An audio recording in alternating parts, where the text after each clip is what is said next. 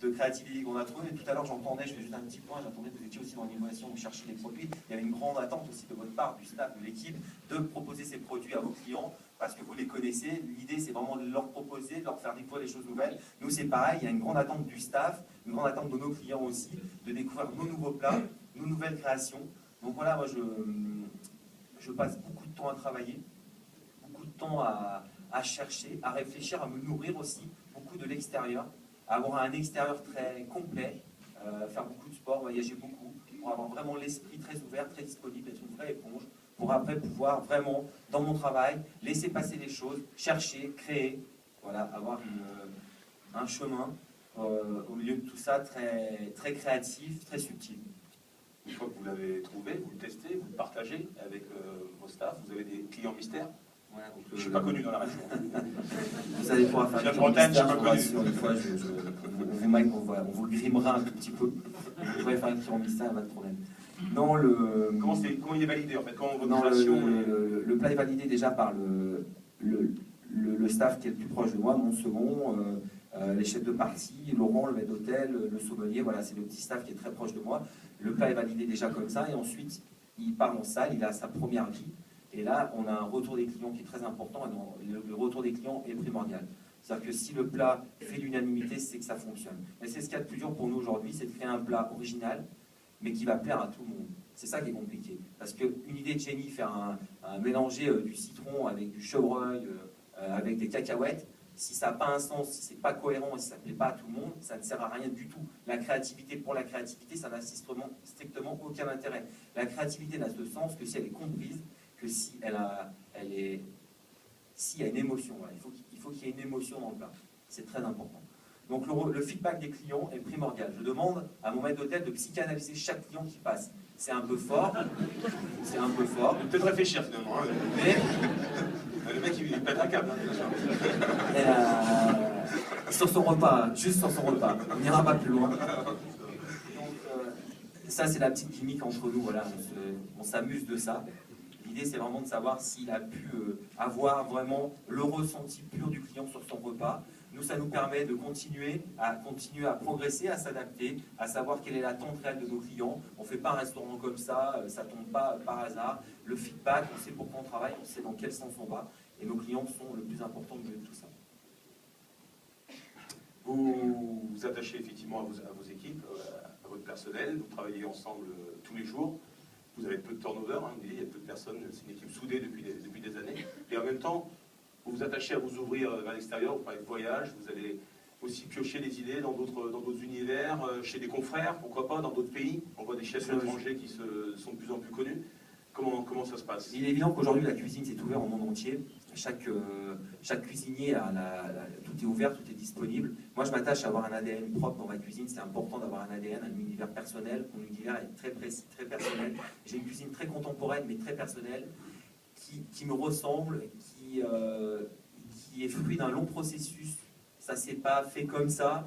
J'en ai bavé des ronds de chapeau. Ça ne sort pas de nos céréales. J'ai vraiment été obligé de me bouger et je continue encore. Je m'attache à l'ADN, voilà, je ne reprends jamais un plat ou quelque chose que j'ai vu à l'extérieur, c'est toujours fruit d'une vraie créativité. Après, je ne suis pas à l'abri qu'on me copie, je ne suis pas à l'abri de quelqu'un qui a fait quelque chose comme moi plus loin, mais ça, je ne veux pas le savoir, ça ne m'intéresse pas. Ce qui m'intéresse, c'est ma maison, ce que j'y fais au quotidien. Et j'aime aussi que le repas soit construit, qu'il ait un sens du début jusqu'à la fin. Il faut que tout roule, tout soit cohérent du début jusqu'à la fin. Vous parliez du processus de création, du long parcours que vous aviez suivi pour en arriver à ce niveau-là. On peut en parler 2 minutes de votre parcours. Vous avez commencé, il y a plusieurs étapes, vous avez dit que ça se met en place petit à petit. Le parcours a été long, semé d'embûches forcément, c'est jamais simple. La réussite, c'est jamais simple. Ça a commencé très tôt. Hein. Mon père était cuisinier, donc vous voyez, j'ai couru en couteau de corde dans une cuisine. Mon grand-père était boulanger, donc le pain chaud, je le connais.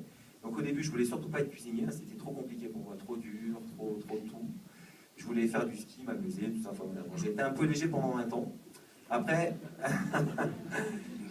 ensuite, je me suis quand même vraiment mis au boulot, parce qu'à un moment, il faut quand même se mettre au boulot. Après, j'ai eu quelques belles rencontres. J'ai rencontré Pierre Gagnard à Saint-Étienne, qui lui m'a scotché, vraiment. Avec mon épouse, on a fait un repas chez lui, on avait une vingtaine d'années. un vrai moment d'émotion parce que je m'en rappelle encore comme si c'était hier, j'en suis sorti détruit. C'est-à-dire que, mais réellement, c'est-à-dire que j'étais tellement scotché par la beauté du repas, par l'univers de cet homme-là, par sa présence, sa carrure, son aura. Je me suis dit, voilà, je veux être ça.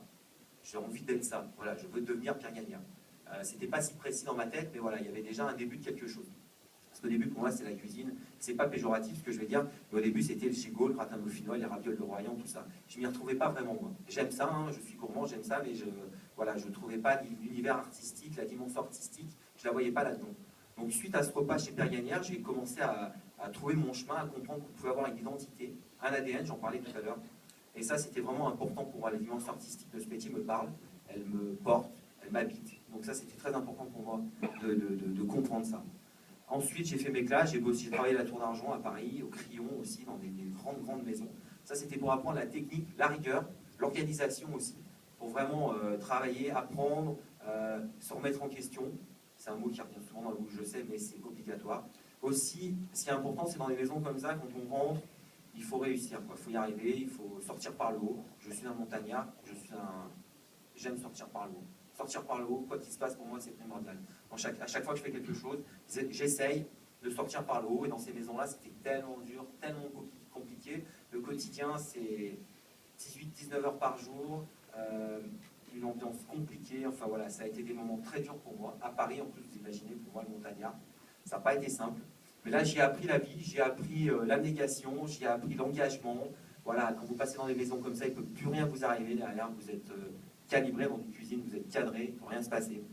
Donc là, il a fallu... Vous savez ce qu'il ne faut pas faire aussi, peut-être. Sûrement, aussi, ouais, sûrement ce qu'il ne faut pas faire aussi. Ouais. Exactement, ce qu'il ne faut pas faire.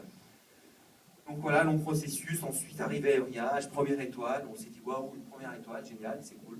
Bon, on va continuer à bosser. Deuxième étoile, ouais, génial. Bon, on va continuer à bosser. Non, en fait, juste pour vous dire que c'est jamais une finalité, c'est toujours le début du chemin.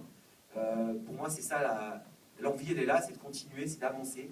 Tout à l'heure, on parlait d'une troisième étoile, je vais un petit peu vite, mais ça aurait pu être une des questions. Ça va venir.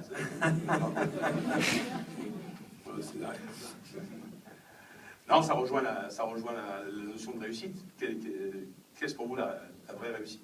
Non, la réussite, c'est de réussir son quotidien. Avant la troisième étoile. Oui, une troisième étoile, c'est juste c'est une cerise sur un gâteau, c'est le couronnement d'un travail. C'est non pas, on ne va pas vers une troisième étoile pour aller vers une troisième étoile. On va vers une troisième étoile que si sa maison est cohérente, que si son travail est cohérent, que si sa cuisine a un vrai ADN, que si son travail a un sens, que si on a une vraie équipe pour l'assumer. C'est pas quelque chose comme ça. On ne se dirige pas là comme ça par hasard. Il y a un vrai cheminement, il y a une vraie ambition, il y a une vraie envie. Mais d'abord, l'envie, elle est dans son travail, dans ce qu'on y met, dans ce qu'on fait. C'est ça le plus important. Réussir ça. Réussir, travailler avec une équipe. C'est ça qui me fait me lever le matin, c'est ça qui me fait vibrer, c'est ça qui me fait envie. La troisième étoile, elle sera là pour couronner un travail, et encore une fois, ça sera que le début de quelque chose de nouveau. Donc il faudra encore se remettre au travail, encore avancer. Donc il ne faut jamais perdre de vue que les récompenses ne sont là que pour vous apporter un moment de plaisir, un moment de réconfort, mais c'est tout. Derrière, il va falloir continuer à avancer, continuer à travailler, continuer à innover, continuer à être surprenant, continuer à exister. Donc c'est primordial, voilà, de bien garder ça en point de mire. Est-ce que c'est un objectif pour votre équipe? Bien sûr qu'ils ont ça en tête, bien sûr, mais c'est pas quelque chose qu'on affiche au quotidien, c'est pas quelque chose on fait pas des réunions chaque jour pour se dire oh, comment on va faire pour une troisième étoile. Non, on s'attache à être bon, déjà à être très bon, à avoir un vrai feeling et à ce que nos clients soient contents. Chaque client parte avec un sourire. Moi, le meilleur, pour moi, ce qu'il y a de plus beau, c'est quand un client part avec des étoiles dans les yeux. Déjà, là, j'ai ma troisième étoile, et en plus, quand il me dit je vais revenir, là, j'ai tout gagné. Quand il me dit je reviens, je vais revenir, et quand j'adapte, quand j'ai une clientèle fidèle, c'est ça le plus important, mes clients. Le reste, après, c'est Michel Roy qui disait « Ma troisième étoile rejoint une constellation de clients ». Donc je trouvais ça très beau, mais c'est vrai. Très bien. Je crois que ça mérite des applaudissements.